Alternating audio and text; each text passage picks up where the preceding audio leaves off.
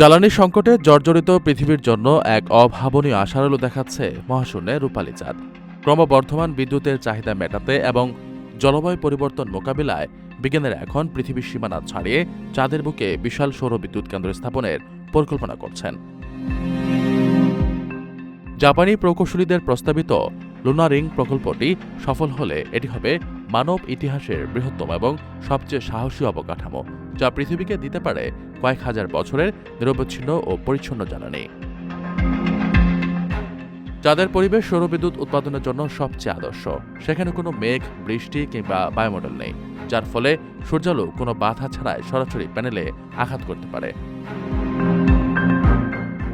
প্রস্তাবিত পরিকল্পনায় চাঁদের বিষুবরেখা বরাবর প্রায় 11,000 কিলোমিটার দীর্ঘ এবং কয়েকশো কিলোমিটার প্রশস্ত সৌর প্যানেলের একটি বেল্ট তৈরি করা হবে।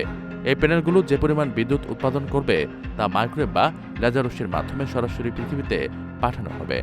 পৃথিবীতে থাকা রিসিভিং স্টেশন বা ব্রেকটেনার সে রশ্মিকে পুনরায় বিদ্যুতে রূপান্তর করে গ্রিডে সরবরাহ করবে। বিশেষজ্ঞদের মতে এ প্রকল্প থেকে প্রায় 13,000 টেরাওয়াট বিদ্যুৎ পাওয়া সম্ভব, যা বর্তমান বিশ্বের মোট জ্বালানি চাহিদার চেয়ে কয়েক গুণ বেশি।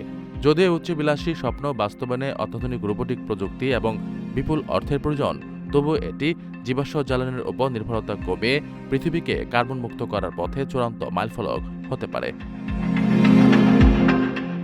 চাঁদের বুক থেকে সংগৃহীত এই শক্তি শুধু পৃথিবীকে আলোকিতই করবে না, বরং আগামী প্রজন্মের জন্য এক নতুন মহাকাশ যুগের সূচনা করবে।